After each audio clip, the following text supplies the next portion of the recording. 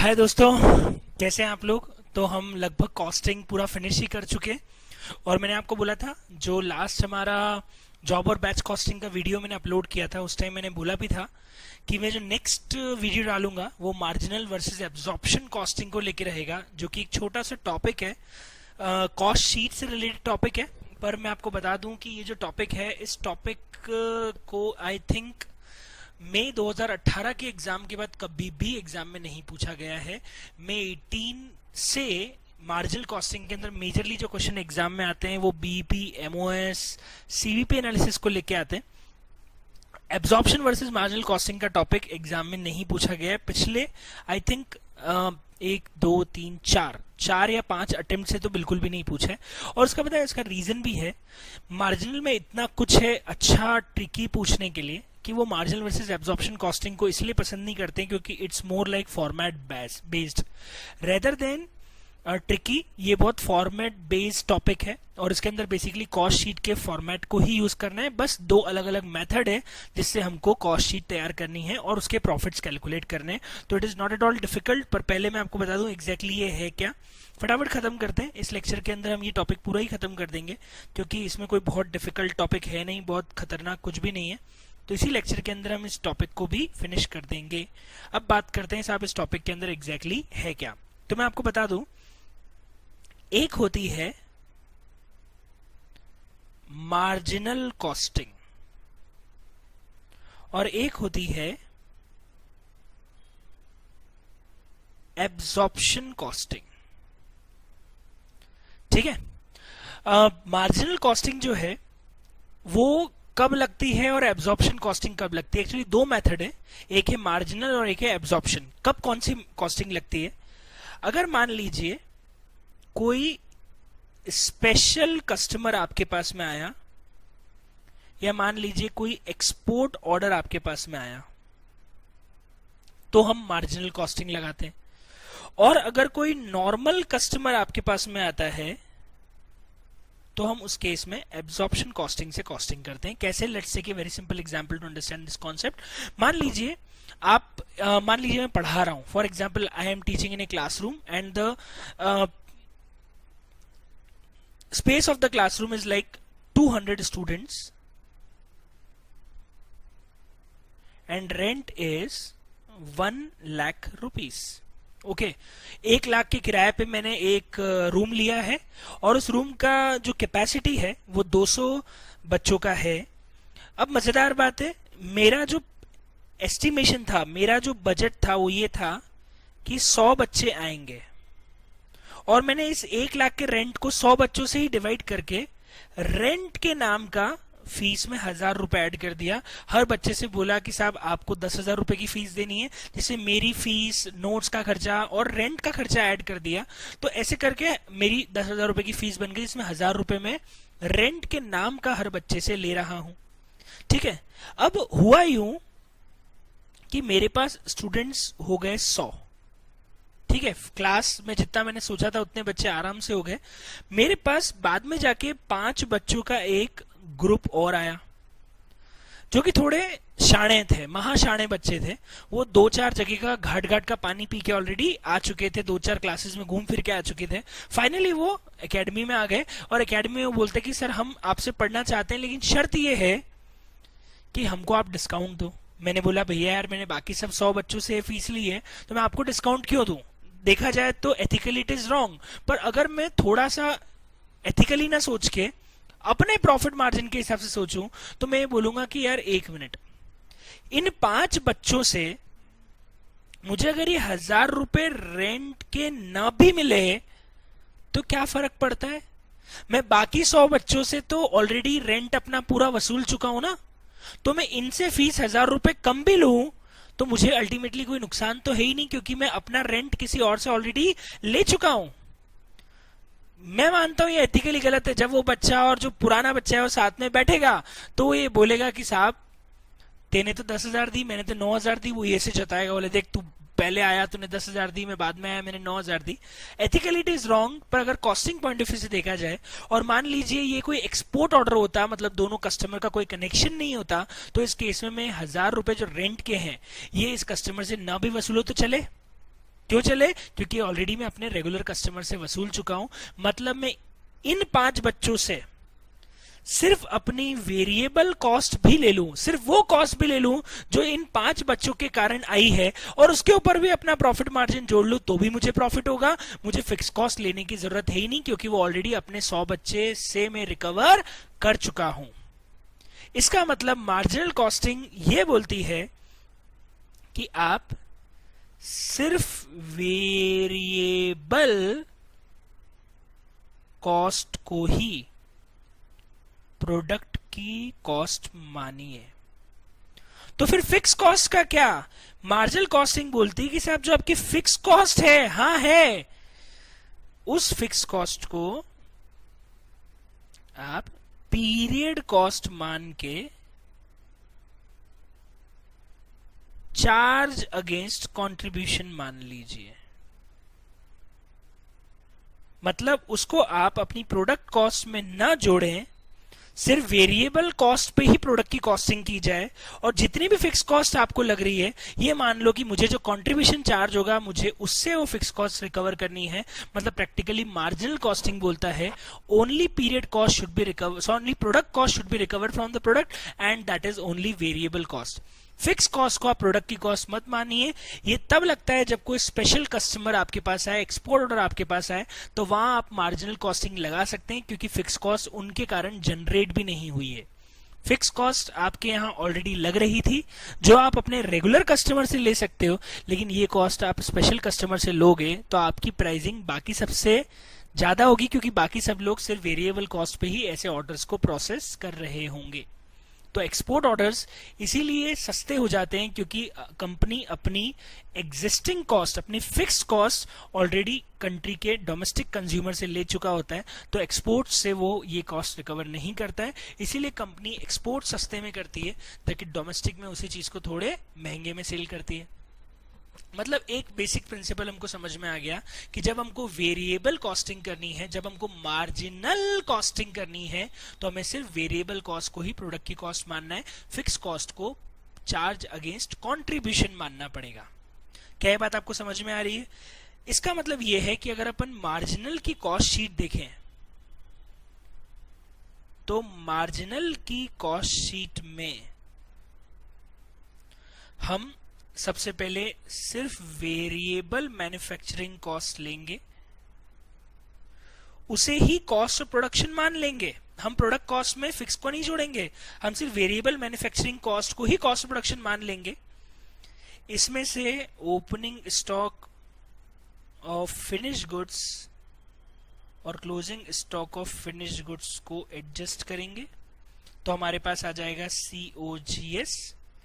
इसके बाद हम सिर्फ variable selling and distribution overhead को जोड़ेंगे, तो हमारे पास में आ जाएगा वेरिएबल कॉस्ट का टोटल, जिसको हम COS भी बोल सकते हैं। अब हम sales minus this variable cost करेंगे, तो आ जाएगा कंट्रीब्यूशन, और फाइनली यहां से हम फिक्स कॉस्ट को माइनस करेंगे, तो हमारे पास निकल के आ जाएगा प्रॉफिट। पर ये जो फिक्स कॉस्ट है, इसको हम चार्ज अगेंस्ट प्रॉफिट मान रहे हैं, मतलब इसको हम प्रोडक्ट कॉस्ट में ना जोड़ के इसको हम हमारे कंट्रीब्यूशन में से माइनस करेंगे। तो ये है मार्जिनल कॉस्टिंग की कॉस्ट शीट का फॉर्मेट। एक सेकेंड, थोड़ा सा शायद आपको विजिबल अब होगा। देखिए अब आपको दिख रहा होगा। यस, वेरिएबल मैन्युफैक्चरिंग कॉस्ट लिया, वो हमारा COP है। उसके बाद हमने उसमें ओपनिंग स्टॉक और closing stock of finish goods जोड़ दिया, और फिर COGS लेने के बाद variable selling and distribution overheads को एडजस्ट कर दिया, तो आ गई वेरिएबल कॉस्ट। वेरिएबल कॉस्ट के बाद हमने फाइनली उसमें से कंट्रीब्यूशन निकाल लिया, और कंट्रीब्यूशन में से फिक्स कॉस्ट को माइनस करके फाइनली हमने निकाल लिया उसमें से प्रॉफिट। तो मजेदार बात यह है कि जब हम इस तरह की कॉस्टिंग करते हैं, तो हम सिर्फ कॉस्ट ऑफ प्रोडक्शन में वेरिएबल मैन्युफैक्चरिंग कॉस्ट को ऐड करते हैं, और इवन कॉस्ट ऑफ सेल में सिर्फ variable selling and distribution overhead को ऐड करते हैं। मतलब प्रोडक्ट से सिर्फ वेरिएबल कॉस्ट चार्ज करते हैं, ठीक है। और बाकी सारा का सारा पैसा जो है वो हम अपनी जेब से फिक्स कॉस्ट को अपने प्रॉफिट, अपने कंट्रीब्यूशन में से रिकवर करते हैं, उसे हम प्रोडक्ट के कस्टमर से चार्ज नहीं करते। ये हो जाती है मार्जिनल कॉस्टिंग। अगर हम बात करें एब्जॉर्प्शन कॉस्टिंग की, तो मैंने अभी ऊपर लिखवाया था कि एब्जॉर्प्शन कॉस्टिंग रेगुलर कस्टमर के लिए लगता है। मतलब आप खुद समझ सकते हैं एब्जॉर्प्शन कॉस्टिंग के अंदर क्या होगा। क्या हम सिर्फ वेरिएबल कॉस्ट चार्ज करेंगे या रेगुलर कस्टमर से वेरिएबल और फिक्स दोनों चार्ज होता है। अभी मैंने एक्सप्लेन किया था कि सर रेगुलर कस्टमर दोनों देंगे। वो 100 बच्चे सिर्फ वेरिएबल देंगे कि फिक्स भी देंगे? ऑफकोर्स वो 100 बच्चे फिक्स भी देंगे, क्योंकि अगर हमने उन रेगुलर कस्टमर से भी फिक्स कॉस्ट नहीं ली तो फिक्स कॉस्ट भरेंगे कहां से? अल्टीमेटली फिक्स कॉस्ट जितनी भी है वो रिकवर तो कस्टमर से ही करनी ना, चाहे वो वेरिएबल हो या फिक्स्ड हो। तो एब्जॉर्प्शन कॉस्टिंग इस सिंपल फॉर्मेट पे चलता है कि हम वेरिएबल और फिक्स कॉस्ट दोनों को प्रोडक्ट कॉस्ट मानेंगे, जबकि मार्जिनल कॉस्टिंग ये बोलता है कि हम सिर्फ वेरिएबल कॉस्ट को प्रोडक्ट कॉस्ट मानेंगे, फिक्स कॉस्ट को प्रोडक्ट कॉस्ट नहीं मानेंगे। तो अगर यही कॉस्ट शीट एब्जॉर्प्शन कॉस्टिंग से बनाई जाती तो पता है मैं क्या करता? मैं सबसे पहले वेरिएबल मैन्युफैक्चरिंग कॉस्ट लेता, मैं यहीं पे फिक्स्ड मैन्युफैक्चरिंग कॉस्ट भी लेता, और ये होता मेरा टोटल सीओपी। मैं इसमें opening stock of finish goods करता और closing stock of finish goods minus कर देता, तो ये मेरा आ जाता सीओजीएस। फिर मैं वेरिएबल सेलिंग एंड डिस्ट्रीब्यूशन और फिक्स सेलिंग एंड डिस्ट्रीब्यूशन दोनों जोड़ देता, तो मेरा आ जाता सीओएस। और फाइनली मैं सेल्स माइनस कर देता, तो मेरा आ जाता प्रॉफिट। ये सीधे प्रॉफिट क्यों होता? क्योंकि मैं सारी फिक्स कॉस्ट ऊपर ले चुका हूं। जब मैं सारी फिक्स कॉस्ट ऊपर ले चुका हूं तो मुझे वापस नीचे फिक्स कॉस्ट माइनस करने की जरूरत नहीं है। लेकिन यहां पे जो आया था इसको मैं कंट्रीब्यूशन नाम क्यों दे रहा था? क्योंकि अभी इसमें से फिक्स कॉस्ट एडजस्ट करना बाकी है। फिक्स कॉस्ट एडजस्ट होगी, उसके बाद फाइनली क्या निकल के आएगा? मेरा प्रॉफिट। पहले बताओ यहां तक का फॉर्मेट आपको समझ में आ गया? देखा जाए तो ये सिंपल कॉस्ट शीट है, बस एक में हम एब्जॉर्प्शन में हम सिंपल कॉस्ट शीट की तरह जा रहे हैं। वेरिएबल और फिक्स सारी मैन्युफैक्चरिंग कॉस्ट ले ली, फिर सारे selling and distribution overhead stock adjust होने के बाद ले लिए, सीओएस और प्रॉफिट आ गया सीधे। ये सिंपल कॉस्ट शीट है एब्जॉर्प्शन वाली। मार्जिनल की बात करें तो मार्जिनल में हम वेरिएबल को पहले जोड़ रहे हैं ताकि हम एक्यूमुलेट करके सारी वेरिएबल कॉस्ट फाइंड आउट कर सकें, और फाइनली सेल्स में से वेरिएबल कॉस्ट को माइनस करके हम कंट्रीब्यूशन फाइंड आउट कर रहे हैं, और कंट्रीब्यूशन में से फिक्स कॉस्ट को माइनस करके हम हमारा प्रॉफिट जो है वो फाइंड आउट कर रहे हैं। तो ये पहले एक फॉर्मेट का डिफरेंस है बिटवीन मार्जिनल एंड एब्जॉर्प्शन। लेकिन नोट करने से पहले एक इंपॉर्टेंट चीज और समझ लीजिए, मार्जिनल हो या एब्जॉर्प्शन हो, हम अब उस लेवल पे खड़े हैं जहां पे हमको ये चीज मालूम है कि ओवरहेड्स हमेशा एक एस्टिमेशन बेसिस पे ही कॉस्ट शीट में आते हैं। हम ओवरहेड्स को एस्टिमेटेड बेसिस पे ही कॉस्ट शीट में चार्ज करते हैं। हम कभी भी एक्चुअल ओवरहेड्स को कॉस्ट शीट में नहीं लेते, क्योंकि वो ट्रेसेबल नहीं, वो नॉन ट्रेसेबल कॉस्ट है। ये चीज मैं आपको ओवरहेड्स के अंदर, नॉन इंटीग्रेट के अंदर, एक्टिविटी बेस्ड कॉस्टिंग के अंदर इतनी जगह समझा के आ चुका हूं कि हम ओवरहेड्स की रिकवरी करते हैं और वही चीज कॉस्ट में ऐड करते हैं। जो भी डिफरेंस आता है वो अंडर रिकवरी और अंडर रिकवरी, ओवर रिकवरी हमारे प्रॉफिट से एडजस्ट होती है। हम उसे कस्टमर से चार्ज नहीं करते, हम कस्टमर से हमेशा सिर्फ एस्टिमेटेड बेसिस पे ओवरहेड्स की रिकवरी करते हैं। इसका मतलब जब हम यहाँ पे वेरिएबल मैन्युफैक्चरिंग कॉस्ट ले रहे होंगे तो उसमें हम 1 मिनट में इस फॉर्मेट को अभी 1 मिनट के लिए ऐसे कर देता हूं कि इसमें 2 चीजें होगी, इसमें प्राइम कॉस्ट होगी और इसमें वेरिएबल ओवरहेड्स होंगे। तो ये हम रिकवर्ड वाले लेंगे, ना कि एक्चुअल लेंगे। क्यों? क्योंकि हम चाहे कोई भी कॉस्टिंग हो, अरे हम ओवरहेड्स एक्चुअल कैसे ले सकते हैं वो तो eight the end of the period पता पड़ेंगे। हम वही ओवरहेड कस्टमर से चार्ज कर सकते हैं जो हमारे एस्टिमेटेड है, बिकॉज कस्टमर तो हमारे पास इन बिटवीन द पीरियड आएगा और actual cost at the end of the period पता पड़ेगी, तभी तो under recovery over recovery generate होती है। तो हम जब यहाँ पे वेरिएबल ओवरहेड की बात करें, वेरिएबल मैन्युफैक्चरिंग ओवरहेड की बात कर रहे हैं, तो हम सिर्फ रिकवर्ड की बात कर रहे हैं, हम एक्चुअल मैन्युफैक्चरिंग ओवरहेड्स की बात नहीं कर रहे। Very nice. 1 सेकेंड में इसको फुल ले लेता हूँ ताकि ये आपको अब पूरा दिखेगा। 1 मिनट जस्ट ट्राई, मैं कुछ करता हूँ ऐसा। स्क्रीन दिख रही है? 1 सेकेंड, अभी भी नहीं दिख रहा है ना? 1 मिनट, प्रेजेंटेशन पॉइंट में रहने देता हूँ। ठीक है, चले। तो आई थिंक अभी ये बात आपको समझ में आ गई होगी कि हम यहाँ पे ओवरहेड्स रिकवर्ड बेसिस पे ही लेंगे। लेकिन एक चीज ध्यान रखना, जो फिक्स कॉस्ट हम मार्जिनल में ले रहे हैं, नीचे जो फिक्स कॉस्ट हम मार्जिनल में ले रहे हैं, मैंने अभी क्या बोला था? मार्जिनल कॉस्टिंग वेरिएबल ओवरहेड को कस्टमर से चार्ज करता है, फिक्स कॉस्ट वो अपने प्रॉफिट में से, अपने कंट्रीब्यूशन में से खुद भरता है। ये चीज मैंने आपको अभी बताई थी। वो फिक्स कॉस्ट कस्टमर से नहीं लेता क्योंकि उसको पीरियड कॉस्ट मानता है, तो वो खुद अपनी प्रॉफिट में से भरेगा। इसका मतलब फिक्स कॉस्ट की रिकवरी वो कस्टमर से नहीं करेगा। इसीलिए यहां पे जब हम फिक्स कॉस्ट लेंगे तो वो एक्चुअल फिक्स्ड ओवरहेड्स आएंगे, न कि रिकवर्ड वाले। क्यों? क्योंकि जब हमको कस्टमर से फिक्स ओवरहेड लेने ही नहीं है तो उसका एस्टिमेशन करके कस्टमर से रिकवरी किस बात की करूंगा? अरे मुझे मालूम है कि ये पैसा तो मुझे अपने प्रॉफिट में से at the end of the year कम करना है, तो वो तो मैं एक्चुअल जितना होगा उतना ही कम करूंगा ना, मैं एस्टिमेशन करूंगा क्यों? जब मुझे मालूम है कि ये पैसा मुझे कस्टमर से लेना ही नहीं है, तो इसके लिए मैं इन बिटवीन या एट द बिगिनिंग क्यों रिकवरी चालू करूंगा? ये पैसा तो मैं eight the end of the day अपने प्रॉफिट, अपने कंट्रीब्यूशन में से रिड्यूस करूंगा। तो हम जब मार्जिनल कॉस्टिंग की बात करते हैं तो हम फिक्स कॉस्ट हमेशा एक्चुअल लेते हैं, न कि रिकवर्ड ली जाती है। उसका कारण ये है कि फिक्स कॉस्ट हम कस्टमर से चार्ज ही नहीं कर रहे हैं। इसका मतलब एक चीज है, मार्जिनल के अंदर सिर्फ वेरिएबल ओवरहेड्स की अंडर रिकवरी या ओवर रिकवरी होती है, जबकि एक मिनट अगर हम एब्जॉर्प्शन की बात करें तो एब्जॉर्प्शन में आप मुझे बताओ, हम कस्टमर से सिर्फ वेरिएबल ओवरहेड ले रहे हैं या फिक्स भी ले रहे हैं?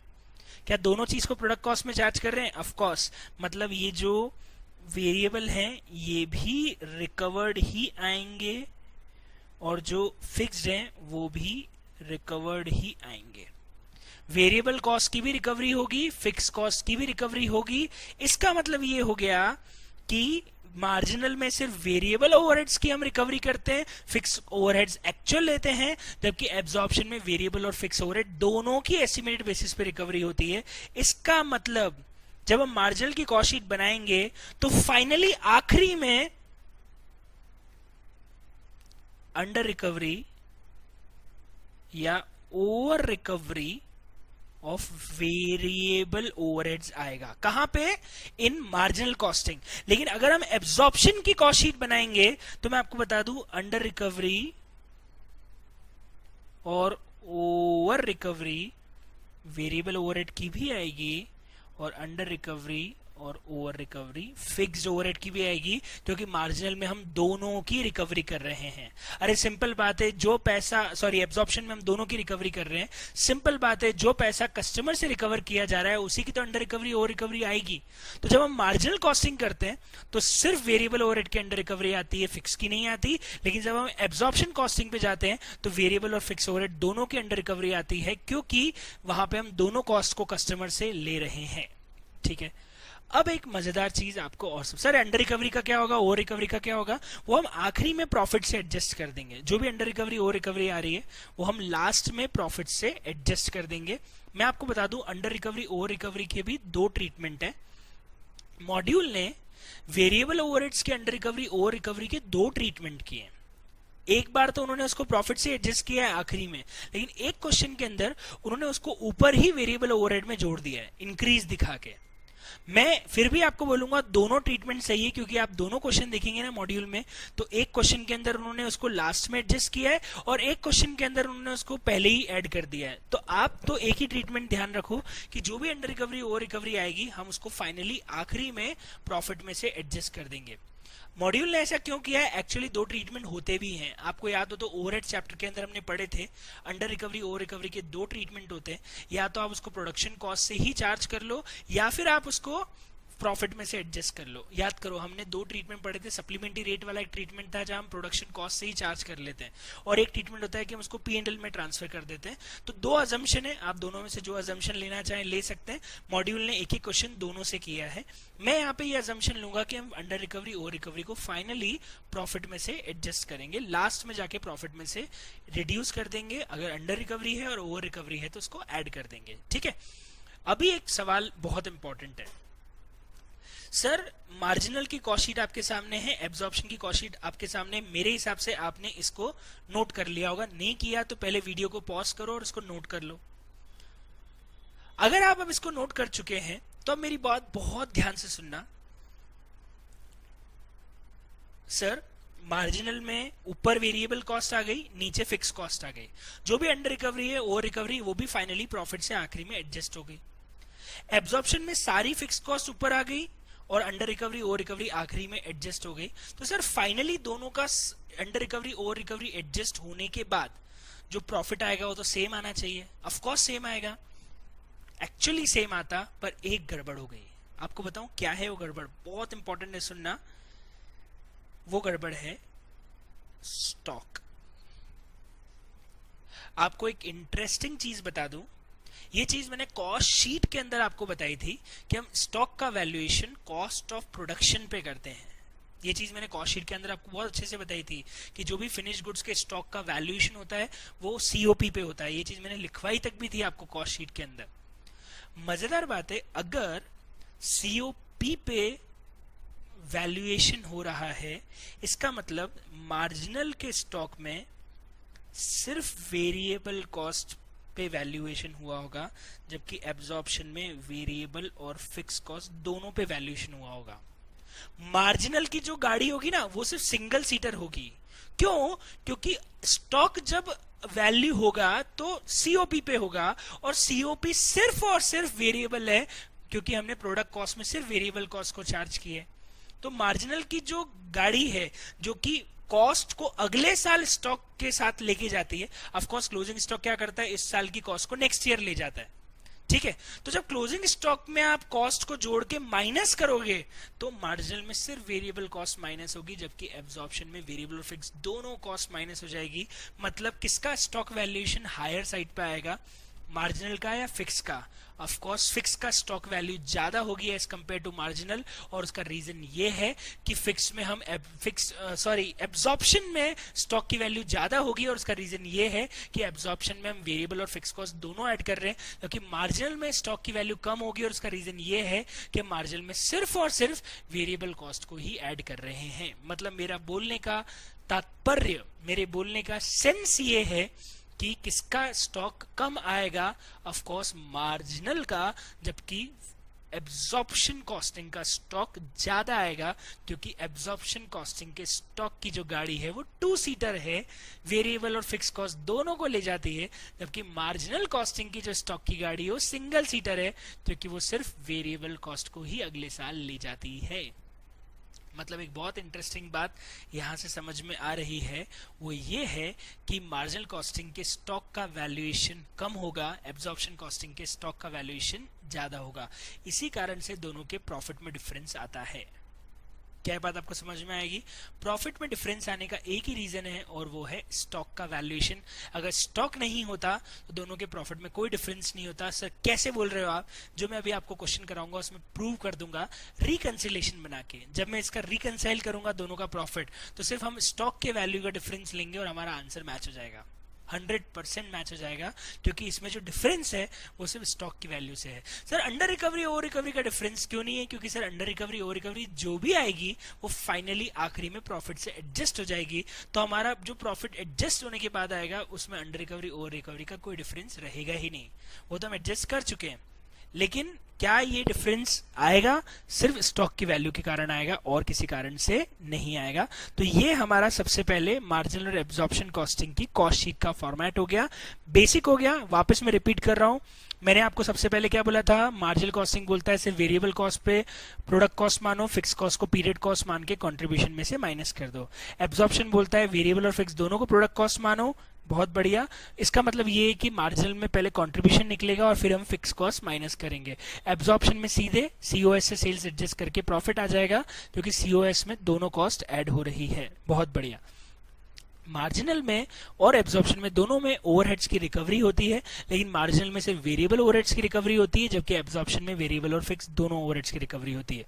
मार्जिनल में एक्चुअल फिक्स कॉस्ट को हम माइनस करते हैं कंट्रीब्यूशन में से, क्योंकि कंट्रीब्यूशन अगर हम कमा चुके हैं तो eight the end of the year हमें प्रॉफिट निकालने के लिए सिर्फ एक्चुअल फिक्स कॉस्ट की जरूरत है। एब्जॉर्प्शन में हम फिक्स कॉस्ट को भी प्रोडक्ट से चार्ज कर रहे हैं, इसलिए under recovery over recovery fix cost की भी आएगी, जबकि मार्जिनल में सिर्फ वेरिएबल कॉस्ट की ही आएगी। फिक्स ओवरहेड की रिकवरी मार्जिनल में नहीं होती है, सिर्फ एब्जॉर्प्शन में होती है। दोनों में जो प्रॉफिट का डिफरेंस है वो सिर्फ एक कारण से आएगा और वो है स्टॉक का वैल्यूएशन। एब्जॉर्प्शन का स्टॉक ज्यादा होता है, मार्जिनल का स्टॉक कम होता है, और उसका कारण ये है कि एब्जॉर्प्शन के स्टॉक में वेरिएबल और फिक्स कॉस्ट दोनों ऐड होती है, जबकि मार्जिनल के स्टॉक में सिर्फ वेरिएबल कॉस्ट ही ऐड होती है। यह है मार्जिनल वर्सेस एब्जॉर्प्शन कॉस्टिंग। अब हम इसकी प्रैक्टिकल क्वेश्चन स्टार्ट कर सकते हैं। तो आपके निकाल लीजिए नोट्स, और नोट्स के अंदर मार्जिनल वर्सेस एब्जॉर्प्शन कॉस्टिंग के 2 क्वेश्चन मैंने दिए। ये दोनों क्वेश्चन मॉड्यूल से यूनिक है। मॉड्यूल में भी 2 क्वेश्चन और मिलेंगे, तो दोनों क्वेश्चन तो आप होमवर्क में सॉल्व कीजिएगा। मैं आपको ये 2 क्वेश्चन यहाँ पे क्लास में भी करवा रहा हूँ, 17th और 18th। मैं आपको बता दूं, मॉड्यूल में जो 2 क्वेश्चन है, दोनों ही क्वेश्चन बहुत आसान है। बस सेकंड क्वेश्चन में ध्यान रखना, उन्होंने अंडर रिकवरी ओवर रिकवरी को ऊपर ही ऐड कर दिया है, प्रोडक्शन कॉस्ट में ही जोड़ दिया है। तो हमारा आंसर थोड़ा सा अलग हो जाता अगर हम उसको फाइनली लास्ट में एडजस्ट करते। मैं आपको मॉड्यूल में भी वो क्वेश्चन का सॉल्यूशन दिखा दूंगा, उन्होंने क्या किया है। हम बहुत अच्छे से इसको खत्म करेंगे। 2 ही क्वेश्चन है, तो within half an hour we will try कि हम दोनों क्वेश्चन खत्म करें, ताकि हमारे इस लेक्चर में हमारा मार्जिनल और एब्जॉर्प्शन दोनों कंप्लीट हो जाए। तो करें स्टार्ट, चालू करते हैं। देखिए, हम लोग चालू करते हैं सबसे पहले क्वेश्चन नंबर 17 को पढ़ना, और फिर हम इसको सॉल्व करना भी स्टार्ट करेंगे। देखिए, ABC Limited can produce 4 lakh units of a product per annum at 100% capacity. Company की कैपेसिटी 4 लाख यूनिट को बनाने की है 100% पे। वेरिएबल प्रोडक्शन कॉस्ट ऑलरेडी दे दी, मतलब वेरिएबल प्राइम कॉस्ट और फैक्ट्री ओवरहेड जोड़ के उन्होंने ओवरऑल वेरिएबल वाला पार्ट दे दिया 40 रुपए। देखो, जब भी मार्जिनल और एब्जॉर्प्शन कॉस्टिंग का क्वेश्चन आएगा, आपको पता है वेरिएबल और फिक्स का बाइफर्केशन तो मिलेगा ही मिलेगा, उसके बिना ये कॉस्ट शीट कैसे बनेगी। तो उन्होंने बोल दिया साहब हमारी वेरिएबल कॉस्ट 40 रुपए है, वेरिएबल सेलिंग कॉस्ट 12 रुपए है, और अब सुनना, budgeted fix production expenses 24 lakh है और फिक्स सेलिंग एक्सपेंसेस 16 लाख है। ऊपर ऊपर वेरिएबल कॉस्ट पर यूनिट दे दी और नीचे नीचे फिक्स कॉस्ट ओवरऑल बजट दे दिया। अब उन्होंने बोला है कि कंपनी ने 31 मार्च ईयर एंड पे 80% कैपेसिटी पे काम किया, मतलब budget was of 4 lakh but actually production is of 80%, that is 3,20,000। आप खुद देख सकते हैं 4 लाख का बजट था, पर कंपनी ने 3,20,000 यूनिटें एक्चुअली बनाई है। 310 ही सेल करी है, और उसमें भी ओपनिंग स्टॉक हमारे पास 40,000 का ऑलरेडी रखा हुआ है। मतलब प्रैक्टिकली देखा जाए तो कंपनी ने 320 बनाई, 310 बेची, और ओपनिंग 40 का ऑलरेडी इनके पास पड़ा हुआ था। मतलब इनके पास 320 का तो इस बार का प्रोडक्शन है, 40 का पुराना प्रोडक्शन है, मतलब टोटल मिला के इनके पास में 3,60,000 यूनिट अवेलेबल फॉर सेल रही होगी, पर इन्होंने 310 ही बेची। मतलब यहां से एक चीज हमारे पास निकल के आ गया, क्लोजिंग स्टॉक 50,000 यूनिट्स का है। अब आप बोलेंगे सर क्लोजिंग स्टॉक 50,000 कैसे आ रहा है? 320 बनाई, 40 पुरानी पड़ी है, 360 ओवरऑल हो गई, माइनस 310 बेच दी, 50,000 का स्टॉक इनके पास पड़ा है। बहुत बढ़िया। एक और चीज लिखी हुई है, फिक्स प्रोडक्शन एक्सपेंसेस को हमें एब्जॉर्व करना है, रिकवर करना है कैपेसिटी के बेसिस पे, मतलब यूनिट्स के बेसिस पे fix overhead recover, fix production overheads recover होंगे, जबकि सेलिंग एक्सपेंसेस की रिकवरी पीरियड वाइज होगी, मतलब वो फिक्स रहेंगे, प्रोडक्शन के कम ज्यादा होने से वो चेंज नहीं होंगे। लेकिन जो प्रोडक्शन एक्सपेंसेस है वो कैपेसिटी पे ही रिकवर होंगे, मतलब अगर हमारी कैपेसिटी कम होगी तो ऑफकोर्स फिक्स कॉस्ट भी कम रिकवर हुई होगी। ये चीज स्टैंडर्ड कॉस्टिंग के अंदर वॉल्यूम वेरिएंस में भी समझ में आती है।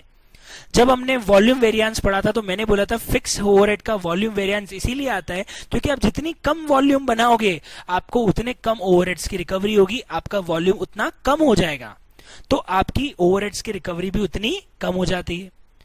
तो वैसे यहां पे भी हमें ध्यान रखना है कि जो फिक्स कॉस्ट है उसकी रिकवरी हम वॉल्यूम बेसिस पे कर रहे हैं। तो जब हमने बजट तैयार किया था तब हमने 4 लाख यूनिट्स का बजट तैयार किया था, पर हमने एक्चुअली 320 ही बनाई, तो क्या पूरे के पूरे ओवरहेड्स रिकवर हो पाए होंगे? बिल्कुल भी नहीं। इस क्वेश्चन में अंडर रिकवरी आएगी फिक्स ओवरहेड की, बिकॉज क्वेश्चन में साफ साफ लिखा हुआ है कि साहब हम कैपेसिटी के बेसिस पे रिकवरी कर रहे हैं, और जब हमने कैपेसिटी ही कम बनाई तो फिक्स ओवरहेड्स भी हमें कम मिले होंगे, तो इसलिए हमें इस क्वेश्चन में फिक्स ओवरहेड्स, मैन्युफैक्चरिंग ओवरहेड्स की अंडर रिकवरी आएगी।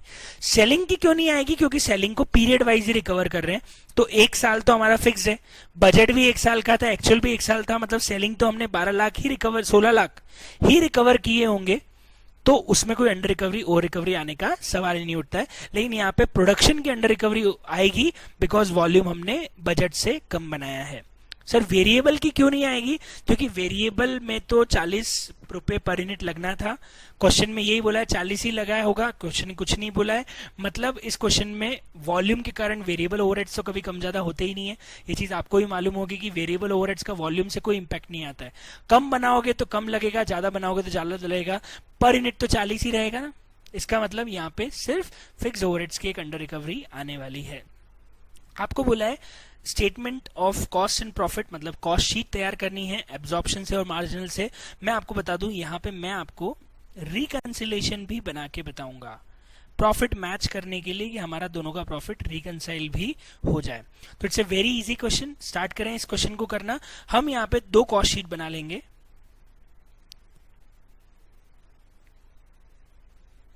ओके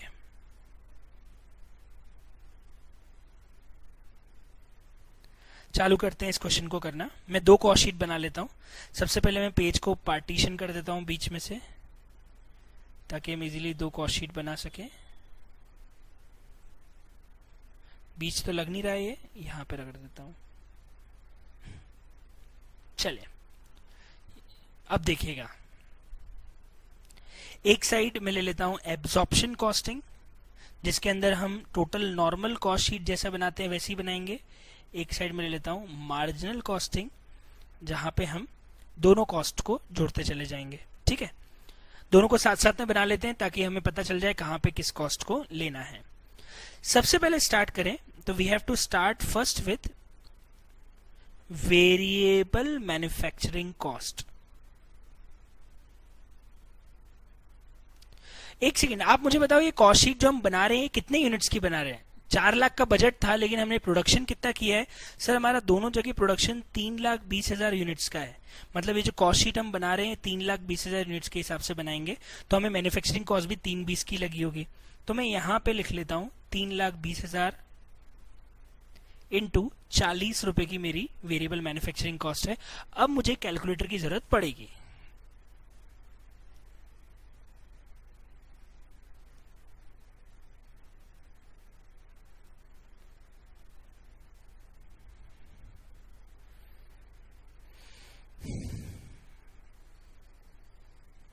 ये आ गया है 1,28,00,000 rupees. This is variable manufacturing cost.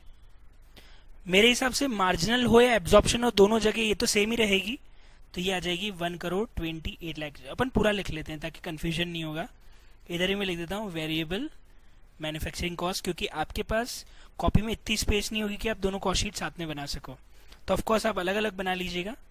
1,28,00,000 ये हो गई वेरिएबल मैन्युफैक्चरिंग कॉस्ट। अब हमको दूसरा कॉस्ट लेना है फिक्स्ड मैन्युफैक्चरिंग कॉस्ट। लेकिन ध्यान रखना, फिक्स्ड मैन्युफैक्चरिंग कॉस्ट सिर्फ एब्जॉर्प्शन कॉस्टिंग में आएगी।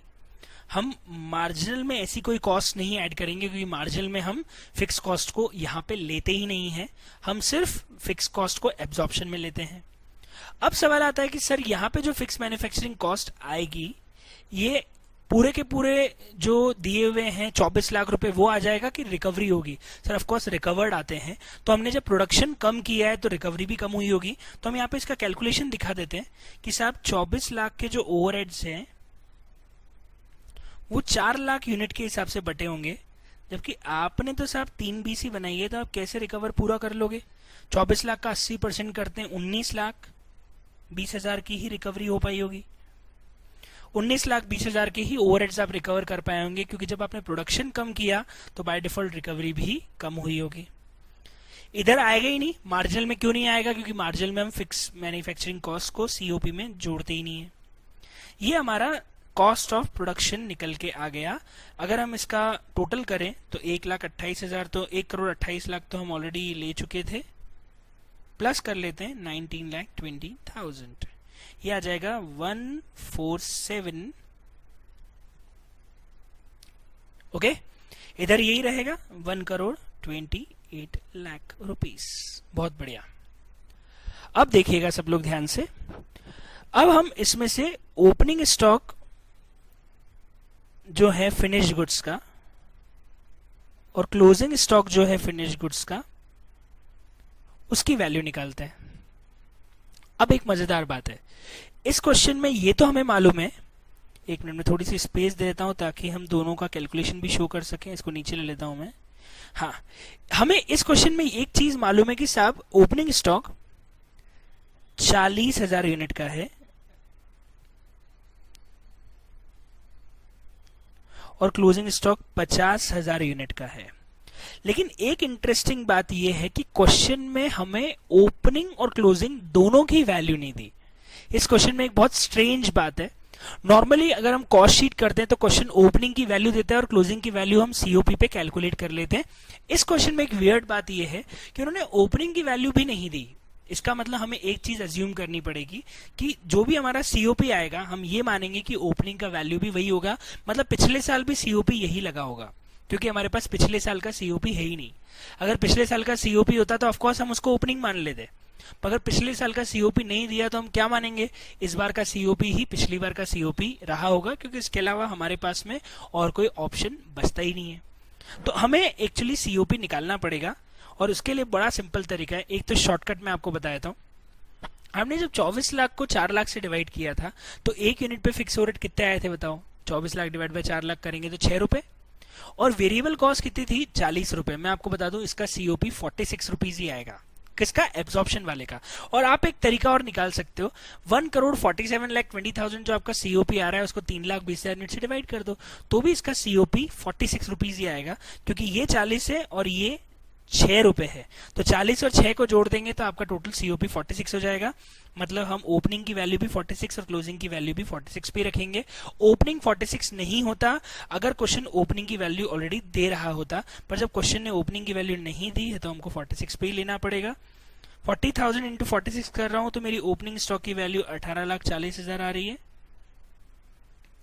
और 50,000 इंटू 46 करूंगा तो मेरी क्लोजिंग स्टॉक की वैल्यू जो है 50,000 इंटू 46 करूंगा तो क्लोजिंग स्टॉक की वैल्यू 23 लाख रुपीस आ जाएगी।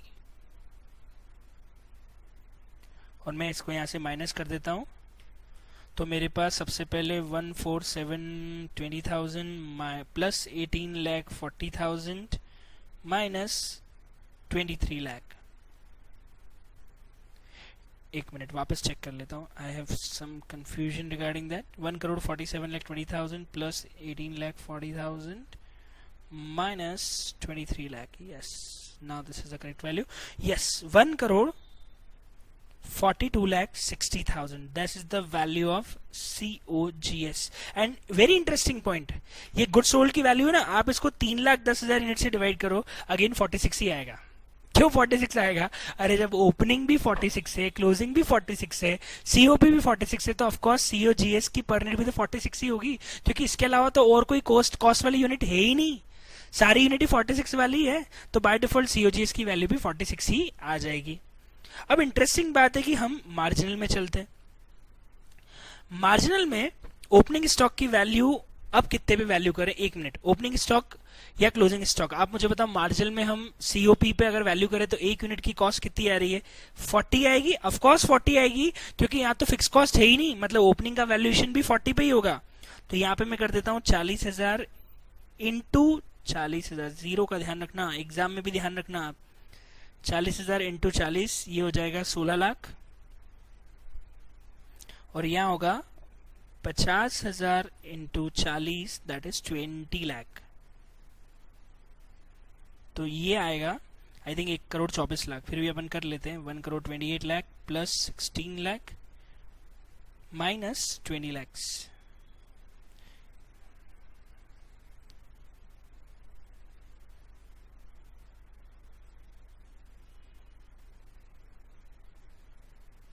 $1,24,00,000, और ये भी पर यूनिट बाय डिफॉल्ट 40 होगा, क्योंकि सारी यूनिटी 40 वाली है। पर हमें एज पर फॉर्मेट चले तो इस तरीके से अपने को प्रॉपर फॉर्मेट बनाना पड़ेगा। अब अगर अपन देखें तो हमारा COGS आ गया मार्जिनल से भी और एब्जॉर्प्शन से भी। अब हम इसके बाद अगर देखें तो हमारे पास सेलिंग खर्चे भी हैं, वेरिएबल और फिक्स, हम उनको ऐड कर देते हैं।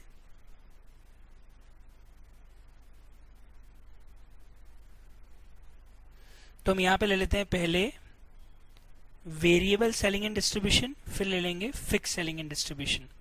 ठीक है, अगेन मैं यहाँ पे थोड़ा सा स्पेस देना पड़ेगा क्योंकि मुझे कैलकुलेशन शो करना है। ओके, अगर हम वेरिएबल सेलिंग एंड डिस्ट्रीब्यूशन की बात करें तो सर पहले बताओ selling and distribution cost per unit कितनी दे रखी है? आई थिंक 12 रुपए दी हुई है, एक बार चेक कर लें क्वेश्चन के अंदर। I think 12, yes it is 12, yes. पर कितनी यूनिट पे लगेगी आप मुझे बताओ। वेरिएबल खर्चा जो हम लेते हैं सेलिंग एंड डिस्ट्रीब्यूशन का, वो 320 पे लगेगा या 310 पे लगेगा? यूनिट प्रोड्यूस या unit sold? Of course unit sold पे। तो 3,10,000 इंटू 12 रुपए कर लेता हूं, मेरा वेरिएबल सेलिंग कॉस्ट 37,20,000 रुपीज आ जाएगी। इधर भी इतनी आएगी क्योंकि दोनों जगह सेलिंग यूनिट्स तो सेम है। लेकिन अगर हम फिक्स कॉस्ट की बात करें तो फिक्स कॉस्ट उन्होंने बोला है पीरियड वाइज लगेगी। तो साहब ये पूरी कॉस्ट शीट 1 साल की बजट था, 1 साल की बन रही है, मतलब पीरियड वाइज ये भी 16 लाख रुपए रहेगा।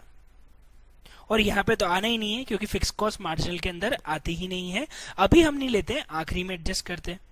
तो ये एडजस्ट करने के बाद हमारे पास अब आ जाएगा COS, वो अपन निकाल लेते हैं। 1,42,60,000 plus 37,20,000 plus 16 lakh, 1,95,80,000 that is COS। और इधर है 1,24 लाख, 1,24 लाख प्लस 37,20,000, 1,61,20,000। ये हमारा COS आ गया, कॉस्ट ऑफ सेल्स भी निकल के आ गया 1,95,80,000 एंड 1,61,2,00,00,00। ठीक, that is cost of sales. Fix cost को हमने अभी मार्जिनल में नहीं लिया है। अब हम दोनों की सेल्स से इसको एडजस्ट कर लेते हैं। एक मिनट, हमारे पास क्वेश्चन में सेल्स दिया था क्या? यस, क्वेश्चन में सेल्स दिया था 310 and the sale price is 80 rupees. तो हम मल्टीप्लाई कर लेते हैं 3,10,000 इंटू 80।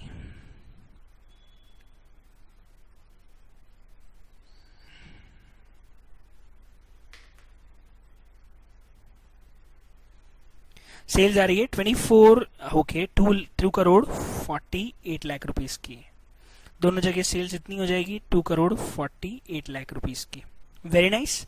अब फाइनली यहां से आ जाएगा हमारा अलग अलग चीज। मैं आपको बता दूं, यहां अलग आएगा, यहां अलग आएगा। इसको हम नाम देंगे प्रॉफिट, जबकि यहां जो आएगा इसको हम नाम देंगे contribution. The reason being is कि अभी इसमें से फिक्स कॉस्ट माइनस होना बाकी है, तो इधर कंट्रीब्यूशन है जबकि इधर प्रॉफिट है। 2 करोड़, ओके ज्यादा हो गया, 2 crore 48 lakh minus 195,800,000, it is 52,20,000 rupees का प्रॉफिट है इधर। इधर कंट्रीब्यूशन आ जाएगा 2 करोड़ 48 लाख माइनस 86,80,000 का यहाँ पे कंट्रीब्यूशन है। Very nice. इस चीज में पता है मैं आप लोगों को बहुत मिस करता हूँ। किस चीज में? कैलकुलेशन में। मेरे को अब सारा कैलकुलेशन खुद करना पड़ता है। बड़ा मजा आता था क्लास में, सब सारे फिगर्स कैलकुलेटेड मिलते थे, बस मुझे लिखना रहता था।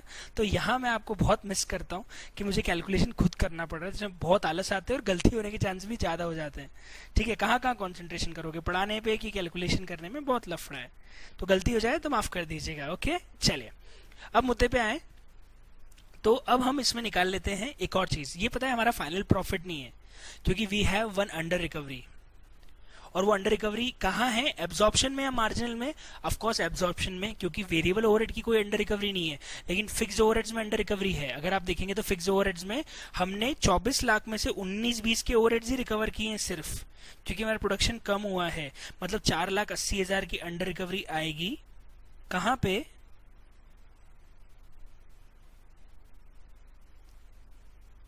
जो हम इसमें से माइनस कर देंगे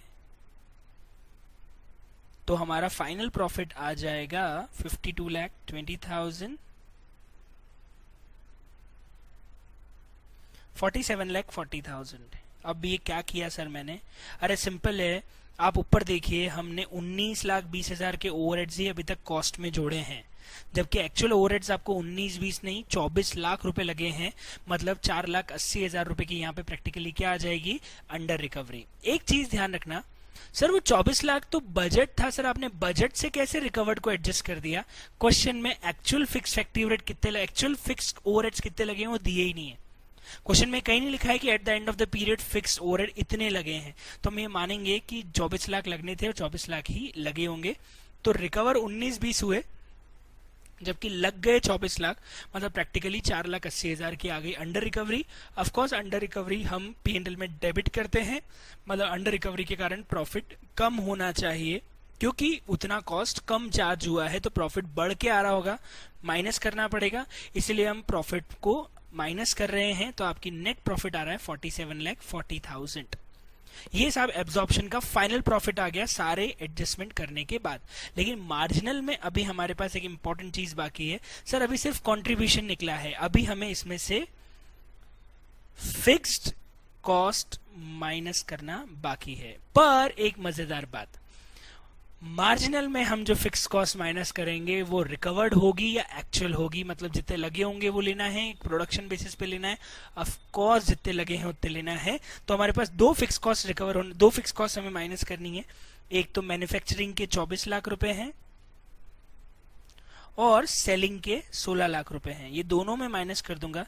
24 और 16 माइनस कर देंगे तो साहब मेरा फिक्स कॉस्ट यहाँ से माइनस हो जाएगा 40 लाख रुपए का। तो मेरा फाइनल प्रॉफिट यहाँ पे जो आएगा वो आई थिंक आना चाहिए, बहुत सिंपल है, 46,80,000। मेरा फाइनल प्रॉफिट आएगा 46,80,000। अब आप बोलेंगे सर 4680 क्यों? अगेन वापस मैं बोल रहा हूँ, हम फिक्स कॉस्ट मार्जिनल में कंट्रीब्यूशन कमाने के बाद अपनी जेब से भरते हैं, तो सर जो लगी होगी वही लेनी है। तो सर लगे तो 24 लाख हैं सर, यहाँ पे 19-20 क्यों लिए थे? क्योंकि सब एब्जॉर्प्शन बोलता है प्रोडक्शन बेसिस पे रिकवर करो, कस्टमर से लेना था इसलिए 19-20 लिए, लेकिन यहाँ पे हम 24 लाख पूरे के पूरे ले लेंगे। तो 24 लाख की फिक्स ओवरहेड्स मैन्युफैक्चरिंग वाले और 16 लाख के सेलिंग वाले, तो टोटल मिला के 40 लाख की फिक्स कॉस्ट माइनस करनी है, तो आपका फाइनल प्रॉफिट आ गया 4680। अच्छी बात है कि मार्जिनल में यहाँ पे कोई अंडर रिकवरी नहीं आएगी, क्योंकि हमने फिक्स ओवरहेड रिकवर्ड बेसिस पे लिए हैं कि एक्चुअल लिए हैं। 24 लाख मतलब बताओ 24 लाख प्रॉफिट में से माइनस हो चुका है क्या? जी हाँ, जबकि वहां पे सिर्फ कितना हुआ था 19-20, तो हमने 480 बाद में माइनस किया ताकि हमारा प्रॉफिट सही है। लेकिन यहाँ पे फिक्स कॉस्ट पूरी की पूरी कॉस्ट रिकवर हो चुकी, कॉस्ट माइनस हो चुकी है, तो यहाँ पे अंडर रिकवरी ओवर रिकवरी आने का सवाल होता ही नहीं है। जब हमने रिकवरी नहीं की तो अंडर रिकवरी ओवर रिकवरी कहां से आएगा? तो ये हमारा प्रॉफिट आ गया 46,80,000। अब आपके दिमाग में एक सवाल आएगा, सर सर सर सर ये दोनों प्रॉफिट अलग क्यों आ रहे हैं? स्टॉक वैल्यूएशन के कारण। तो हम एक काम करते हैं, यहाँ पे एक रिकंसिलेशन बना लेते हैं, तो आपको मैं प्रूव कर दूंगा कि ये जो डिफरेंस आ रहा है ये सिर्फ और सिर्फ स्टॉक वैल्यूएशन के कारण ही आ रहा है। हम फाइनली बना लेते हैं एक छोटा सा रिकंसिलेशन स्टेटमेंट।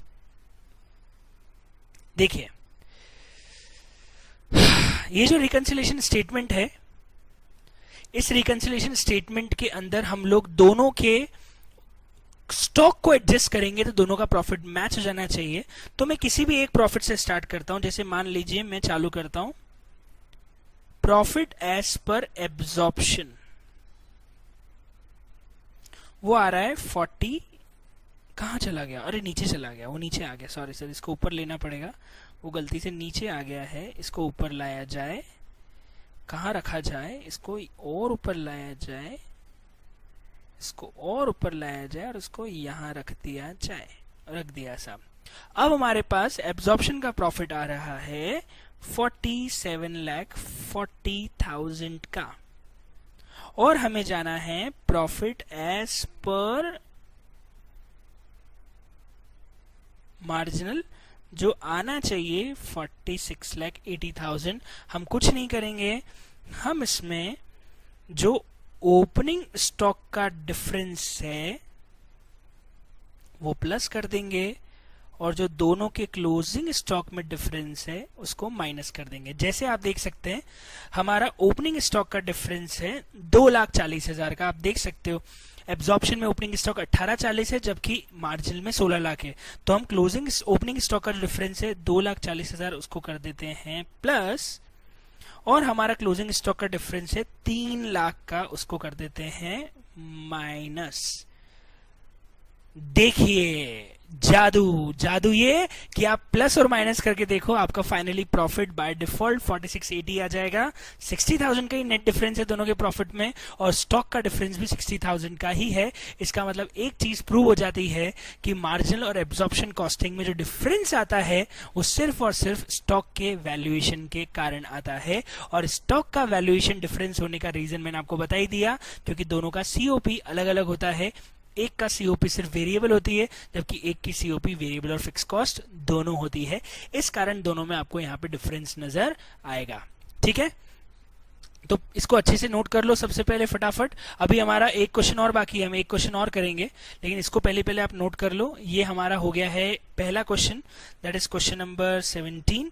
अब हम इसके बाद नेक्स्ट क्वेश्चन वापस से स्टार्ट करने वाले हैं, और उसमें हम क्वेश्चन नंबर 18 पे आएंगे। क्वेश्चन नंबर 18 जो है वो स्टार्ट करें, उसके पहले 17 को फटाफट आप नोट कर लीजिए। आपके पास पूरा सॉल्यूशन वीडियो में है, आप इसको फटाफट देख लीजिए, नहीं तो ये आपको सॉल्यूशन सामने है, आप इसका स्क्रीनशॉट लेके भी इसको नोट कर सकते हैं। और ये रिकंसिलेशन है नीचे, ठीक है, इसको नोट कर लो। बड़ा ही मजेदार क्वेश्चन था, तो हम वापस चालू करते हैं क्वेश्चन नंबर 18 जो इसका नेक्स्ट क्वेश्चन है।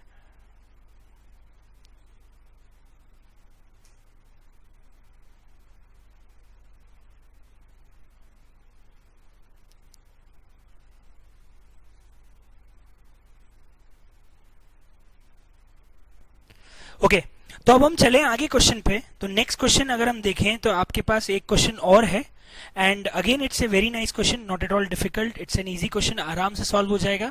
क्वेश्चन नंबर 18 है, फॉर्मेट अच्छे से ध्यान रखना, तो हम इस क्वेश्चन को फटाफट नेक्स्ट 15-20 मिनट्स में सॉल्व कर लेंगे। क्वेश्चन नंबर 18 जो है वो बोलता है कि mega company has just completed it's first year of operation. सबसे पहली चीज, पहला साल है सर ऑपरेशन का। एक चीज आती है, अगर ऑपरेशन का पहला साल है, इसका मतलब एक चीज क्लियर है कि साहब यहाँ पे ओपनिंग स्टॉक नहीं होगा।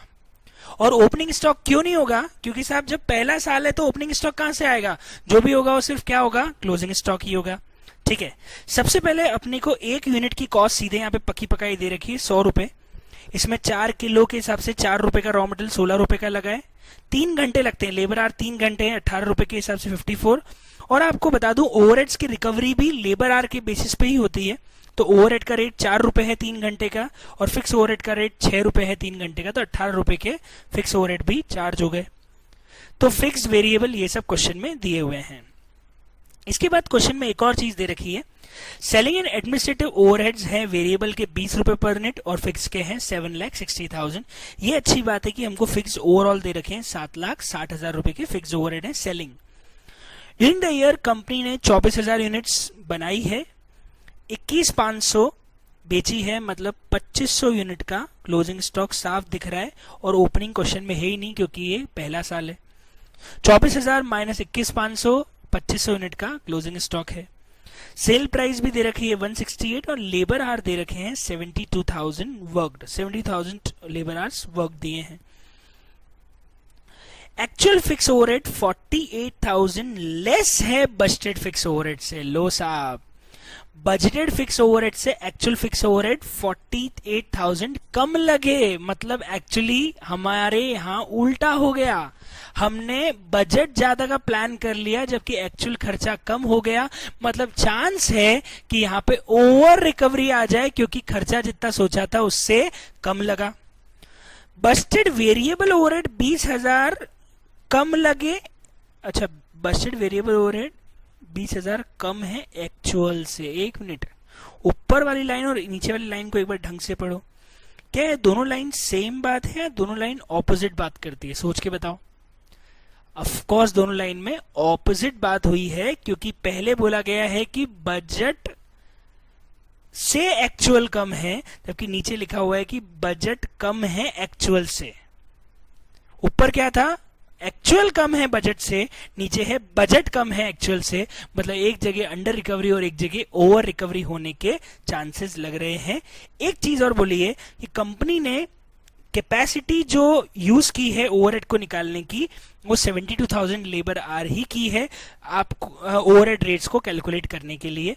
मतलब एक चीज समझ में आती है कि हमारे लेबर आर वर्क 72,000 है और बजट भी 72,000 का था। मतलब इस क्वेश्चन में एक अलग बात है, इसका पिछला क्वेश्चन था, उसमें एक्सपेंस हमने सेम माना था, हमने माना था वॉल्यूम चेंज है, वॉल्यूम कम बनाया, उसके कारण अंडर रिकवरी आ रही थी।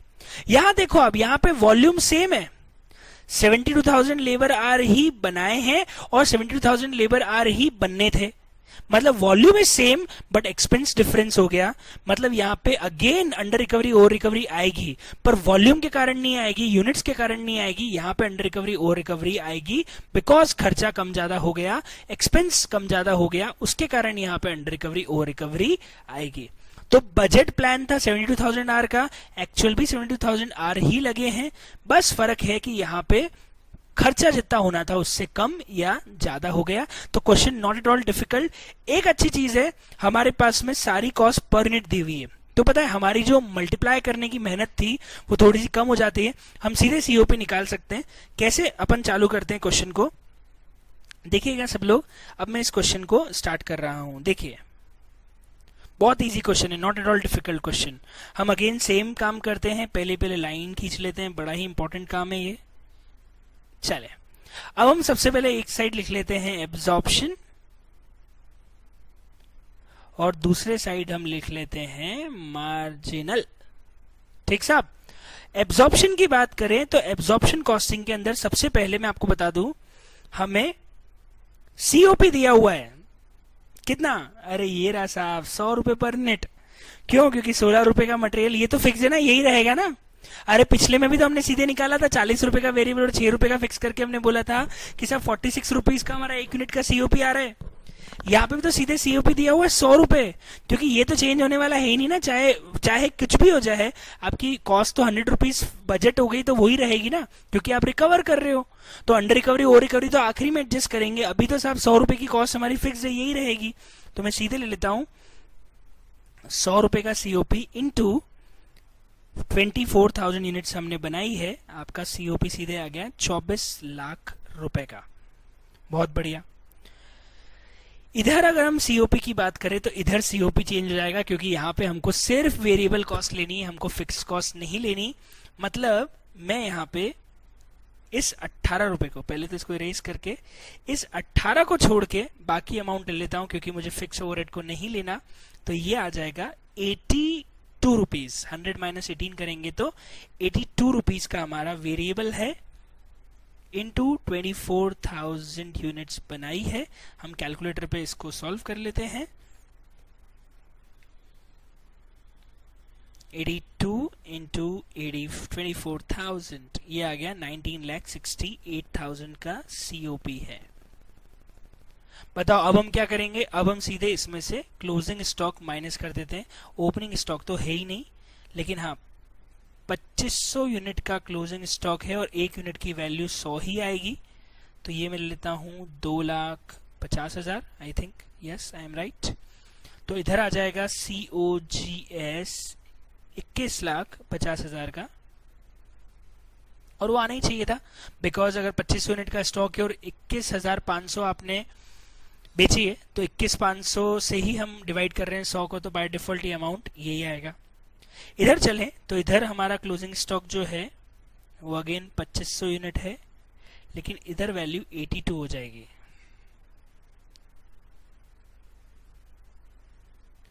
इधर आ जाएगा 2,05,000 और यहाँ की COGS आ जाएगी 19,68,000 माइनस 2,05,000, दैट इज 17,63,000।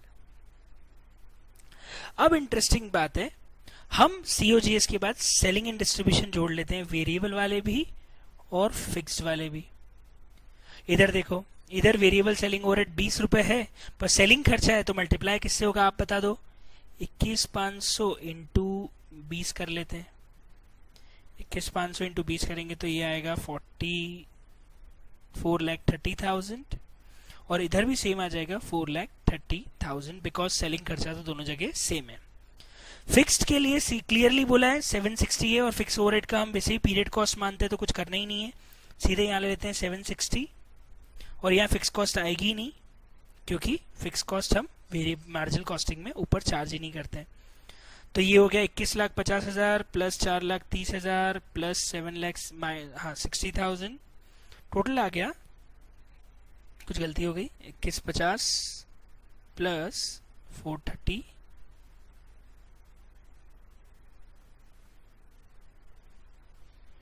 प्लस 760, 33,40,000 का आ गया हमारा COS। और इधर सिर्फ दो ही चीजें जुड़ेगी, 1763 प्लस 430, 21,93,000 का हमारा यहाँ पे आ गया COS। Very nice. अब फाइनली हमको इसका सेल्स एडजस्ट करना है, इधर भी सेल्स एडजस्ट हो जाएगा। सेल्स क्वेश्चन में दिया हुआ है, बहुत इजी है। सेल प्राइस दी हुई है क्वेश्चन में 168 इंटू 21,500, सेल आ जाएगी 36,12,000। इधर भी ले लेता हूँ 36,12,000, इधर भी ले लेता हूँ 36,12,000। ये आ गया 36,12 माइनस 33,40, 36,12 माइनस 33,40,000, 2,72,000 का आ गया प्रॉफिट। इधर 2193 माइनस 36,12,000, 14,19,000 का आ गया कंट्रीब्यूशन। Very nice. अब हम फाइनली एक और चीज एडजस्ट करने वाले हैं, एब्जॉर्प्शन में एडजस्ट करेंगे अगेन अंडर रिकवरी और ओवर रिकवरी। एक चीज की अंडर रिकवरी है, पता है किसकी? वेरिएबल ओवरहेड्स के अंडर रिकवरी है और फिक्स्ड ओवरहेड्स की ओवर रिकवरी है। आप बताओगे ऐसा क्यों? क्योंकि आप खुद देख लो, मैंने 18 रुपए के वेरिएबल ओवरहेड चार्ज किए हैं हर यूनिट से, और ऐसी मैंने 24,000 यूनिट बनाई है, मतलब 4,32,000 रुपए की मेरी रिकवरी एब्जॉर्प्शन कॉस्टिंग में हुई होगी। 18 रुपए इंटू 24,000 यूनिट। अब आप बोलोगे सर ये क्या था? एक्चुअली ये बजट ही था। हमारे फिक्स ओवरहेड्स का बजट भी 4,32,000 होगा, पर क्योंकि यूनिट सेम है तो 72,000 आर के हिसाब से अगर हम निकालें, 72,000 आर इंटू 6 रुपीज है, तो 4,32 हमारा बजट फिक्स ओवरहेड था। मैंने रिकवरी भी 4,32 कर ली क्योंकि यूनिट्स मैंने 24,000 ही बनाई और 24,000 ही बजट था। आर 72,000 आर काम करने थे, उतने ही किए, तो मेरे ओवरहेड्स तो उतने ही रिकवर हुए। 4,32 ही बजट था और 4,32 ही रिकवर हुए। प्रॉब्लम हो गई कि खर्चा कम हुआ। कितना कम हुआ? 48,000 का खर्चा कम हुआ। मतलब एक्चुअली हमें एक्चुअल ओवरहेड्स 384 ही लगे होंगे। मैं आपको वापस बता देता हूं, 72,000 आर इंटू 6 करेंगे तो 4,32,000 is the budgeted overheads and this is the same recovered overheads. But actual overheads 48,000 कम है, मतलब एक्चुअल ओवरहेड 384 ही लगे होंगे। तो प्रैक्टिकली बताओ, आपको यहाँ पे 48,000 की ओवर रिकवरी हो गई ना, ज्यादा रिकवर कर लिए। तो हम इस क्वेश्चन में यहाँ पे यही करेंगे, 48,000 फिक्स ओवरहेड और रिकवर हो गए, ये प्लस कर देंगे। लेकिन मैं आपको बता दूं, इस क्वेश्चन में सेम वेरिएबल ओवरहेड में 20,000 ज्यादा लग गए, मतलब वेरिएबल ओवरहेड की अंडर रिकवरी हो गई होगी। ये वेरिएबल ओवरहेड की अंडर रिकवरी हम 20,000 यहां से माइनस कर देंगे, तो हमारा फाइनली यहाँ पे प्रॉफिट निकल के आ जाएगा 2,72,000 प्लस 48,000 माइनस 20,000। हमारा वेरिएबल ओवरहेड का, सॉरी, हमारा प्रॉफिट आ रहा है 3 लाख रुपए का। किसका? एब्जॉर्प्शन का। वापस बोल रहा हूं कैसे? सर यहाँ पे वॉल्यूम वेरिएंस है ही नहीं, हमने जितना बजट प्लान किया था उतने ही रिकवर किए हैं, पर यहाँ पे एक्सपेंस वेरिएंस है क्योंकि खर्चा जो प्लान किया था उससे कम या ज्यादा लग गया, तो वही हमारे लिए इस क्वेश्चन में अंडर रिकवरी या ओवर रिकवरी है। अब हम चले तो हमारे पास में एब्जॉर्प्शन के बाद मार्जिनल आता है, लेकिन मार्जिनल में पहले हमको फिक्स कॉस्ट माइनस करनी पड़ेगी। सर फिक्स कॉस्ट एक्चुअल लेनी है या बजट लेनी है? सर एक्चुअल लेनी है, एक्चुअल लेनी है, एक्चुअल लेनी है। एक मिनट सर, एक मिनट, आप मुझे बताओ एक्चुअल ओवरहेड्स हमारे को कितने लगे? सर बजट 4,32 का प्लान किया था, पर एक्चुअल ओवरहेड हमको 48 कम लगे, मतलब फिक्स कॉस्ट 384 ही लगी होगी। तो हम यहाँ पे 384 की तो फिक्स्ड ओवरहेड्स मैन्युफैक्चरिंग वाले और सेलिंग एंड डिस्ट्रीब्यूशन के 760 ऐसे कैसे ले लेते हैं? मतलब हमारे पास में 384 के तो फिक्स्ड ओवरहेड है और 7,60,000 के सेलिंग एंड डिस्ट्रीब्यूशन ओवरहेड है।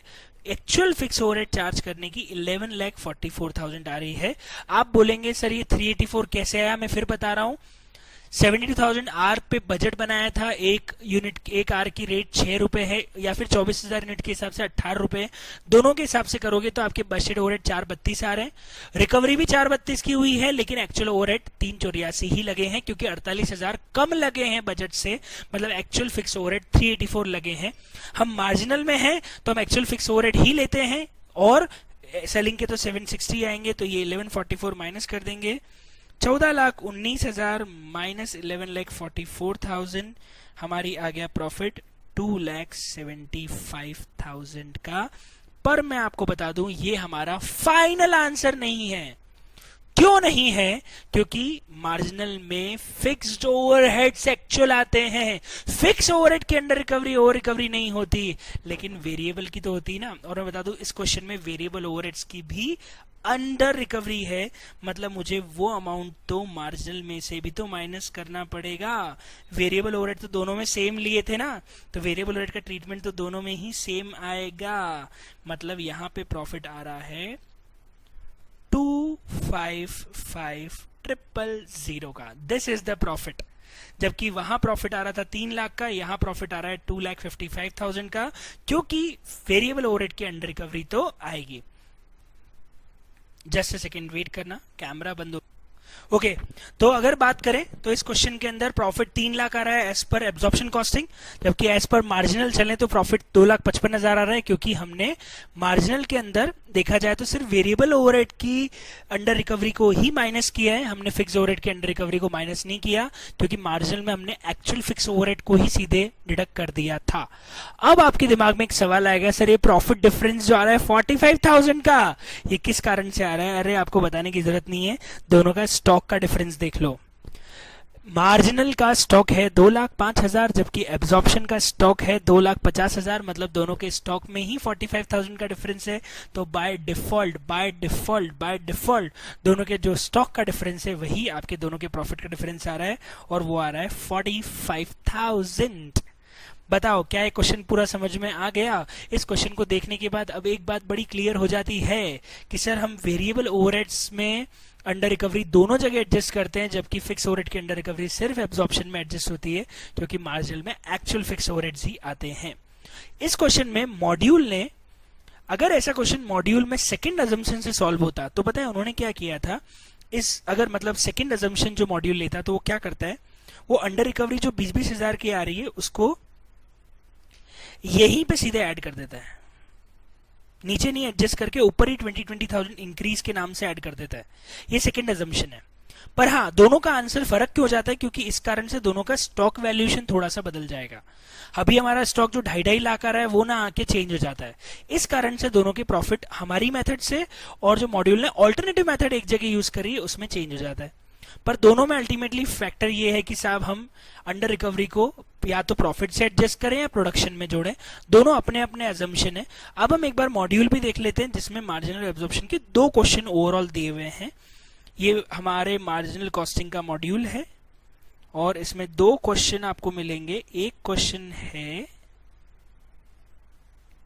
यस दिस वन, देखिए आपको एक इलस्ट्रेशन, ये मेरे हिसाब से मेरे नोट्स के अंदर भी होमवर्क क्वेश्चन शायद यही है।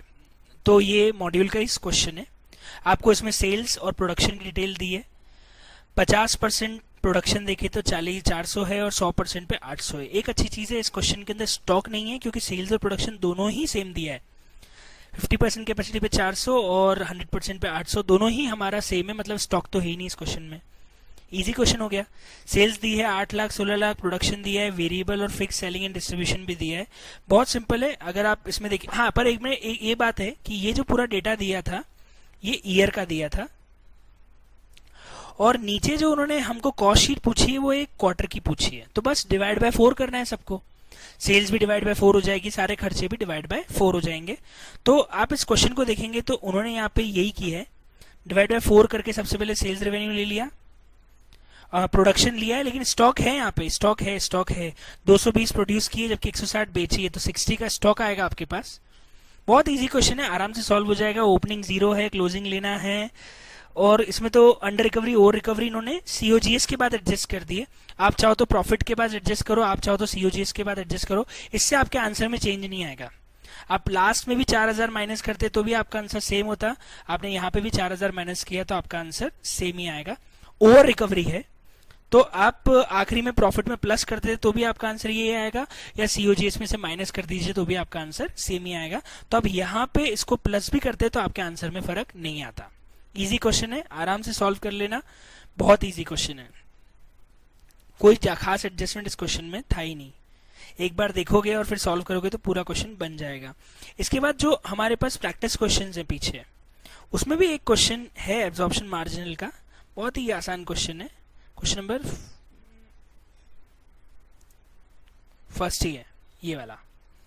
इस क्वेश्चन में प्रोडक्शन कैपेसिटी 2 लाख है, नॉर्मल कैपेसिटी 90% है, मतलब हम ये मानेंगे कि जो हमारी बजट कैपेसिटी होगी वो 1,80,000 की होगी, क्योंकि नॉर्मल मतलब बजटेड, नॉर्मल कैपेसिटी मतलब this is the budget capacity. तो हमने जो ओवरहेड्स चार्ज किए होंगे वो 1,80,000 से डिवाइड करके लिए होंगे।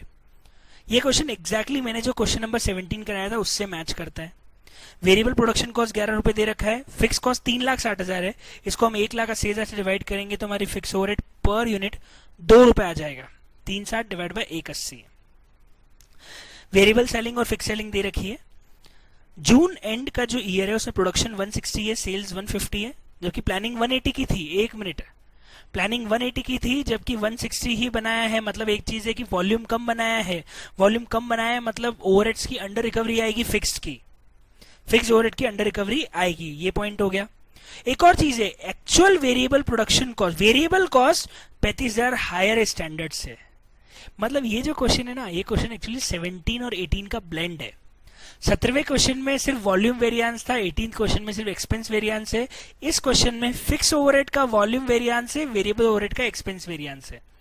क्या बोला है, वेरिएबल प्रोडक्शन कैपेसिटी 35,000 ज्यादा है, मतलब ऑफ कोर्स यहाँ पे वेरिएबल ओवरहेड की भी अंडर रिकवरी आएगी, क्योंकि वेरिएबल ओवरहेड हमने चार्ज किए होंगे स्टैंडर्ड के हिसाब से, जबकि एक्चुअल लगे हैं 35,000 ज्यादा। इस क्वेश्चन के सॉल्यूशन को अगर हम एक बार देखें तो इस क्वेश्चन में फिक्स ओवरहेड की अंडर रिकवरी होनी चाहिए और variable overhead, sorry fix overhead की अंडर रिकवरी आएगी, वेरिएबल ओवरहेड की भी अंडर रिकवरी आएगी। एब्जॉर्प्शन से जाएं तो सेल्स लिया है, उन्होंने सेल्स से स्टार्ट किया, हम कॉस्ट से स्टार्ट करके भी करते तो सेल्स बाद में एडजस्ट कर देते। सेल्स 30 लाख है, सारी कॉस्ट जोड़ी, वेरिएबल एक साथ जोड़ी, लेकिन देखो उन्होंने यहीं पे इंक्रीज दिखा दिया 35,000 का। ये जो मैं बोल रहा था, ये सेकंड ऑल्टरनेटिव एडजस्टमेंट उन्होंने किया है, उन्होंने 35,000 का इंक्रीज ऊपर ही ले लिया, जबकि हम उसको नीचे बाद में एडजस्ट करते, लेकिन ये सिर्फ वेरिएबल के साथ करेंगे। फिक्स ओवरहेड उन्होंने नीचे ही एडजस्ट किए हैं 40,000 जो हम नॉर्मली करते, और मार्जिनल की भी कॉस्ट शीट ऐसी की ऐसी बन जाएगी, उन्होंने इंक्रीज ऊपर ही दिखा दिया 35,000 का, अपन नीचे करते हैं। इजी क्वेश्चन है, ट्राई कर लो, आराम से बनेगा, पर एक बार क्वेश्चन को ढंग से पढ़ना, मैंने जो फॉर्मेट बताया उससे सॉल्व करना, आपके आंसर मैच होंगे। लेकिन हाँ, यहाँ पे आंसर में डिफरेंस क्यों आएगा, क्योंकि उन्होंने ऊपर इंक्रीज किया है, हम नीचे इंक्रीज करेंगे तो हमारा आंसर चेंज हो जाएगा, पर दोनों का रिकंसिलेशन फिर भी मैच होगा। आप चाहो तो ऊपर इंक्रीज भी ले सकते हो, तो फिर आपका आंसर एग्जैक्टली मॉड्यूल से मैच भी हो जाएगा। तो मैंने मेरी तरफ से मार्जिनल वर्सेस एब्जॉर्प्शन कॉस्टिंग पूरा करा दिया। 2 क्वेश्चन मैंने क्लास वर्क के खुद से करा दिए, 2 क्वेश्चन मॉड्यूल के आपको होमवर्क में करने हैं, और इसके साथ हमारा मार्जिनल वर्सेस एब्जॉर्प्शन कॉस्टिंग खत्म हो जाता है। बहुत ज्यादा फोकस इस टॉपिक पे इसलिए मत करना क्योंकि पिछले 4 या 5 अटेम्प्ट में ये एक बार भी नहीं आया है, पर एक बार जरूर करके जाना क्योंकि अभी आ सकता है। तो कुछ भी टॉपिक छोड़ना मत, कॉस्ट में कुछ भी छोड़ा वही 8 नंबर में एग्जाम में आएगा। बहुत बढ़िया, तो आज का डिस्कशन यहीं पे खत्म करते हैं। इसके साथ हमारा एब्जॉर्प्शन वर्सेस मार्जिनल कॉस्टिंग का टॉपिक हो जाता है finish. Good day, enjoy, bye bye, बाकी डिस्कशन करेंगे कल। Enjoy, good day, bye bye, thank you.